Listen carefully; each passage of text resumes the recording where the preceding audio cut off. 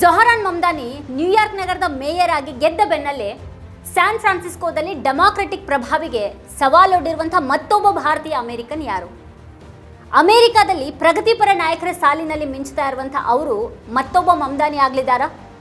ಅಮೆರಿಕಾದ ರಾಜಕೀಯದ ಮುಂದಿನ ದಿನಗಳನ್ನು ಮಮ್ದಾನಿ ಮತ್ತೆ ಚಕ್ರವರ್ತಿಯಂಥ ಭಾರತೀಯ ಮೂಲದ ನಾಯಕರು ಆಳಲಿದ್ದಾರೆ ಅನ್ನೋದು ಸ್ಪಷ್ಟವಾಗ್ತಾ ಇದೆಯಾ? ಜೊಹರಾನ್ ಮಮ್ದಾನಿ ನ್ಯೂಯಾರ್ಕ್ ನಗರದ ಮೇಯರ್ ಚುನಾವಣೆಯನ್ನು ಗೆದ್ದು ಇತಿಹಾಸ ನಿರ್ಮಿಸ್ತಾ ಇದ್ದ ಹಾಗೇನೆ ಭಾರತೀಯ ಮೂಲದ ಮತ್ತೊಬ್ಬ ನಾಯಕ ಪಶ್ಚಿಮ ಕರಾವಳಿಯಲ್ಲಿ ಬದಲಾವಣೆ ತರಬಲ್ಲವರ ಕಾಣ್ತಾ ಇದ್ದಾರೆ. ಸ್ಯಾನ್ ಫ್ರಾನ್ಸಿಸ್ಕೋದಲ್ಲಿ ಡೆಮಾಕ್ರೆಟಿಕ್ ಪಕ್ಷದ ನ್ಯಾನ್ಸಿ ಪೆಲೋಸಿಯನ್ ಎದುರಿಸ್ತಾ ಇರುವಂತಹ ಸೈಕತ್ ಚಕ್ರವರ್ತಿನೇ ಆ ವ್ಯಕ್ತಿ. ಶ್ರೀಮಂತರ ಹಣಬಲಕ್ಕೆ ಸೆಡ್ಡು ಹೊಡೆದು ಗೆದ್ದಿರುವವರು ಮಮ್ದಾನಿ.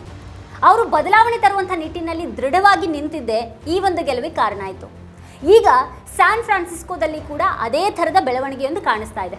ಟ್ರಂಪ್ ಅವರ ಸರ್ವಾಧಿಕಾರಿ ನಿಲುವಿನ ವಿರುದ್ಧದ ಗೆಲುವಿನಂತೆ ಮಮ್ದಾನಿ ಅವರ ಗೆಲುವು ದಾಖಲಾಗಿದೆ. ಅವ್ರ ಗೆಲುವು ಅಮೆರಿಕದಲ್ಲಿ ಭಾರತೀಯ ಮೂಲದ ಪ್ರಗತಿಪರರಿಗೆ ಒಂದು ಪ್ರಮುಖ ಕ್ಷಣ. ಪೂರ್ವ ಕರಾವಳಿ ಮಮ್ದಾನಿ ಗೆಲುವನ್ನು ಸಂಭ್ರಮಿಸ್ತಾ ಇದ್ದ ಹಾಗೇನೆ ಈಗ ಪಶ್ಚಿಮ ಕರಾವಳಿಯ ಸ್ಯಾನ್ ಫ್ರಾನ್ಸಿಸ್ಕೋ ಕಡೆಗೆ ಎಲ್ಲರ ಗಮನ ಹರಿತಾ ಇದೆ. ಅಲ್ಲಿ ಮತ್ತೊಬ್ಬ ಭಾರತೀಯ ಅಮೆರಿಕನ್ ಸೈಕತ್ ಚಕ್ರವರ್ತಿ ಸುಮಾರು 4 ದಶಕಗಳಿಂದ ಪ್ರಭಾವಶಾಲಿಯಾಗಿರುವಂತಹ ಡೆಮಾಕ್ರೆಟಿಕ್ ಪ್ರಬಲ ನಾಯಕ ನ್ಯಾನ್ಸಿ ಪೆಲೋಸಿಗೆ ಸವಾಲನ್ನು ಹಾಕ್ತಾ ಇದ್ದಾರೆ. ಹಾಗಾದ್ರೆ ಈ ಸೈಕತ್ ಚಕ್ರವರ್ತಿ ಯಾರು? ಅವರು ಭಾರತೀಯ ಅಮೆರಿಕನ್ ಪ್ರಗತಿಪರ ರಾಜಕೀಯದ ಮುಂದಿನ ಮುಖ ಆಗ್ತಾರಾ? ಸೈಕತ್ ಚಕ್ರವರ್ತಿ ಅವರು ಕಾಂಗ್ರೆಸ್ನಲ್ಲಿ ಸ್ಯಾನ್ ಫ್ರಾನ್ಸಿಸ್ಕೋವನ್ನು ಪ್ರತಿನಿಧಿಸೋದಕ್ಕೆ ಮಾಜಿ US house speaker Nancy Pelosi ಅವರ ವಿರುದ್ಧ ಸ್ಪರ್ಧೆ ಮಾಡ್ತಾ ಇದ್ದಾರೆ. 85 ವರ್ಷ ವಯಸ್ಸಿನ ಪೆಲೋಸಿ ಅವರು 21ನೇ ಅವಧಿಗೆ ಅಧಿಕಾರಕ್ಕಾಗಿ ಸ್ಪರ್ಧೆಯಲ್ಲಿರುವಾಗ ಅವರಿಗೆ ಹೊಸ ಸವಾಲು ಎದುರಾಗಿದೆ.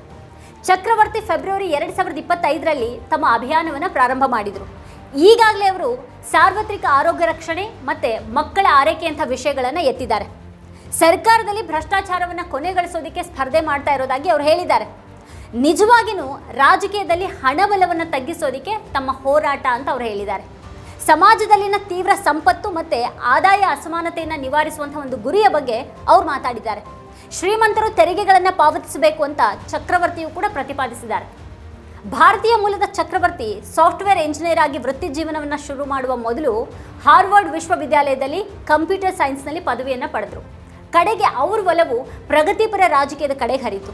ಅವರು ಮೊದಲು ಬರ್ನಿ ಸ್ಯಾಂಡರ್ಸ್ ಅವರ 2016ರ ಅಧ್ಯಕ್ಷೀಯ ಪ್ರಚಾರದ ಸಮಯದಲ್ಲಿ ರಾಷ್ಟ್ರೀಯವಾಗಿ ಗಮನ ಸೆಳೀತಾರೆ.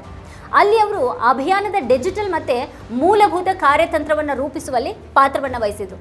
2017ರಲ್ಲಿ ಅವರು ಜಸ್ಟಿಸ್ ಡೆಮಾಕ್ರಾಟ್ ಸ್ಥಾಪನೆಯಲ್ಲಿ ಜೊತೆಯಾಗಿದ್ದರು. ಅದು ಅಮೆರಿಕಾದಾದ್ಯಂತ ಪ್ರಗತಿಪರ ಅಭ್ಯರ್ಥಿಗಳ ನೇಮಕವನ್ನು ಮಾಡಿ ಬೆಂಬಲಿಸುವಂಥ ಒಂದು ಚಳವಳಿ. ಡೆಮಾಕ್ರೆಟಿಕ್ ಪಕ್ಷದ ಪ್ರಗತಿಪರರಲ್ಲಿ ಈಗ ಪ್ರಮುಖ ವ್ಯಕ್ತಿ ಆಗಿರುವಂತಹ ಅಲೆಕ್ಸಾಂಡ್ರಿಯಾ ಒಕಾಸಿಯೋ ಕಾರ್ಟರೇಜ್ ಅವರ 2018ರ ಗೆಲುವಿನ ಹಿಂದೆ ಅವರಿದ್ರು. ಎಡಪಂಥೀಯ ರಾಜಕೀಯದ ಹೊಸ ಯುಗವನ್ನು ನಿರೂಪಿಸಬಲ್ಲಂತಹ ನೀತಿಗಳು ಮತ್ತೆ ಸಂದೇಶಗಳನ್ನು ರೂಪಿಸಿದ್ರು. ಇವತ್ತು ಅಮೆರಿಕ ಎದುರಿಸ್ತಾ ಇರುವಂತಹ ಪ್ರಜಾಪ್ರಭುತ್ವ ವಿರೋಧಿ ಮತ್ತೆ ಸಾಂವಿಧಾನಿಕ ವಿರೋಧಿ ಶಕ್ತಿಗಳ ವಿರುದ್ಧ ಅವರೀಗ ನಿಲ್ತಾ ಇದ್ದಾರೆ. ಅಮೆರಿಕದ ರಾಜಕೀಯ ಅತ್ಯಂತ ಶಕ್ತಿಶಾಲಿ ವ್ಯಕ್ತಿಗಳಲ್ಲಿ ಒಬ್ಬರ ವಿರುದ್ಧ ಅವರು ದಿಟ್ಟ ಸವಾಲಾಗಿ ನಿಲ್ತಾ ಇದ್ದಾರೆ. 2009ರಲ್ಲಿ ಸ್ಯಾನ್ ಫ್ರಾನ್ಸಿಸ್ಕೋಗೆ ತೆರಳಿದ ಅವರು ತಮ್ಮ ರಾಜಕೀಯ ಆದರ್ಶವನ್ನು ನನಸಾಗಿಸುವಂಥ ಒಂದು ನಿಟ್ಟಿನಲ್ಲಿ ದಶಕಕ್ಕೂ ಹೆಚ್ಚು ಕಾಲ ಕೆಲಸ ಮಾಡಿರೋದಾಗಿ ಹೇಳ್ತಾರೆ. ಅಮೆರಿಕವನ್ನು ಹಸಿರು ಜಾಗತಿಕ ಕೈಗಾರಿಕಾ ಶಕ್ತಿ ಕೇಂದ್ರವನ್ನಾಗಿ ಮಾಡುವಂತಹ ಆಶಯದ ಬಗ್ಗೆಯೂ ಕೂಡ ಅವರು ಮಾತಾಡ್ತಾ ಇದ್ದಾರೆ. ಅದನ್ನು ಸಾಧ್ಯವಾಗಿಸೋದಕ್ಕೆ ನಮಗೆ ರಾಜಕೀಯ ಇಚ್ಛಾಶಕ್ತಿ ಇಲ್ಲ. ಆದ್ದರಿಂದ ಕಾಂಗ್ರೆಸ್ಗೆ ಹೋಗಿ ಡೆಮಾಕ್ರೆಟಿಕ್ ಪಕ್ಷವನ್ನು ಸ್ವಾಧೀನಪಡಿಸ್ಕೊಳ್ಳೋದಕ್ಕೆ ಮತ್ತು ಅದನ್ನು ಸಂಪೂರ್ಣವಾಗಿ ಬದಲಾಯಿಸೋದಕ್ಕೆ ಜನಚಳವಳಿ ಬೇಕು ಅಂತ ಅವ್ರು ನಂಬೋದಾಗಿ ಹೇಳ್ತಾರೆ. ನಾನೀಗ ನನ್ನ ಅಭಿಯಾನದಲ್ಲಿ ಅದನ್ನೇ ಮಾಡ್ತಾ ಇದ್ದೀನಿ. ಈಗಾಗಲೇ ನನ್ನ ಜೊತೆಗೆ 1000 ಜನ ಕೈ ಜೋಡಿಸಿದ್ದಾರೆ ಅಂತ ಅವ್ರು ಹೇಳ್ಕೊಂಡಿರೋದಾಗಿ ವರದಿಗಳು ತಿಳಿಸಿವೆ. ಇನ್ನು ಈ ಅಭಿಯಾನದಲ್ಲಿ ಯಾವುದೇ ಕಾರ್ಪೊರೇಟ್ ಅಥವಾ ಲಾಬಿ ಮಾಡುವಂಥ ಹಣವನ್ನು ತೆಗೆದುಕೊಳ್ತಾ ಇಲ್ಲ. ನಾನು ಕಾರ್ಪೊರೇಟ್ಗಳು ಮತ್ತು ದೊಡ್ಡ ಡಾಲರ್ ದಾನಿಗಳೊಂದಿಗೆ ಮಾತನಾಡುವ ಬದಲು ಸ್ಯಾನ್ ಫ್ರಾನ್ಸಿಸ್ಕೋದ ಮತದಾರರೊಂದಿಗೆ ಮಾತಾಡೋದ್ರಲ್ಲಿ ತೊಡಗಿದ್ದೀನಿ ಅಂತ ಹೇಳಿದ್ದಾರೆ. ಇನ್ನು ಚಕ್ರವರ್ತಿಯವರ ಅಭಿಯಾನ ಜೊಹರಾನ್ ಮಮ್ದಾನಿ ಅವರ ಐತಿಹಾಸಿಕ ನ್ಯೂಯಾರ್ಕ್ ಗೆಲುವಿನ ನಂತರದ ಒಂದು ಹೊಸ ಅಧ್ಯಾಯದ ಕಾಣ್ತಾ ಇದೆ. ನ್ಯೂಯಾರ್ಕ್ ನಗರದ ಆಧುನಿಕ ಇತಿಹಾಸದಲ್ಲಿ ಅತ್ಯಂತ ಕಿರಿಯ ಮತ್ತು ಮೊದಲ ಮುಸ್ಲಿಂ ಮೇಯರ್ ಆಗಿ ಮಮ್ದಾನಿ ಅವರ ಗೆಲುವು ಪ್ರಾತಿನಿಧ್ಯ ಮತ್ತು ಸುಧಾರಣೆಯ ಹೊಸ ಯುಗದ ಸಂಕೇತ ಆಗಿದೆ. ಈಗ ಚಕ್ರವರ್ತಿ ಕೂಡ ಅದೇ ಮನೋಭಾವದೊಂದಿಗೆ ಮುನ್ನಡೆದಿದ್ದಾರೆ. ಪಕ್ಷದ ಈವರೆಗಿನ ಸ್ವರೂಪಕ್ಕೆ ಸವಾಲು ಹಾಕಿರುವ ಅವರು ಡೆಮಾಕ್ರೆಟಿಕ್ ಪಕ್ಷ ಏನಾಗಬಹುದು ಅನ್ನೋದ್ರ ಬಗೆಗಿನ ಕುತೂಹಲಕ್ಕೆ ಕಾರಣರಾಗಿದ್ದಾರೆ. ನ್ಯೂಯಾರ್ಕ್ನಿಂದ ಸ್ಯಾನ್ ಫ್ರಾನ್ಸಿಸ್ಕೋವರೆಗೆ ಮಮ್ದಾನಿ ಮತ್ತು ಚಕ್ರವರ್ತಿಯಂತಹ ಭಾರತೀಯ ಮೂಲದ ನಾಯಕರು ಅಮೆರಿಕದ ರಾಜಕೀಯದ ಮುಂದಿನ ದಿನಗಳ ಪ್ರಬಲ ನಿರೂಪಕರ ಹಾಗೆ ಈಗ ಕಾಣಿಸ್ತೊಡಗಿದ್ದಾರೆ. ವೀಕ್ಷಕರ ಈ ಕುರಿತಾಗಿ ನೀವೇನು ಹೇಳ್ತೀರಿ? ನಿಮಗೇನು ಅಭಿಪ್ರಾಯ ಇದೆ ಈ ವಿಷಯ ಅಥವಾ ವಿಡಿಯೋದ ಕುರಿತಾಗಿ? ಅದನ್ನು ಈ ವಿಡಿಯೋದ ಕೆಳಗಡೆ ಕಮೆಂಟ್ ಮಾಡಿ ನಮಗೆ ತಿಳಿಸಿ. ಇದೇ ಹೊತ್ತಿನ ಸ್ಪೆಷಲ್ ನೋಡ್ತಾ ಇರಿ ವಾರ್ತಾಭಾರತಿ. ನೀವಿನ್ನೂ ವಾರ್ತಾಭಾರತಿ ಯೂಟ್ಯೂಬ್ ಚಾನಲನ್ನು ಸಬ್ಸ್ಕ್ರೈಬ್ ಮಾಡಿಲ್ಲ ಅನ್ನೋದಾದರೆ ಈ ಕೂಡಲೇ ಸಬ್ಸ್ಕ್ರೈಬ್ ಮಾಡಿ, ಹಾಗೆ ಪಕ್ಕದಲ್ಲೇ ಇರುವಂಥ ಬೆಲ್ ಐಕಾನ್ನ ಪ್ರೆಸ್ ಮಾಡಿ ನಮ್ಮನ್ನು ಪ್ರೋತ್ಸಾಹಿಸಿ.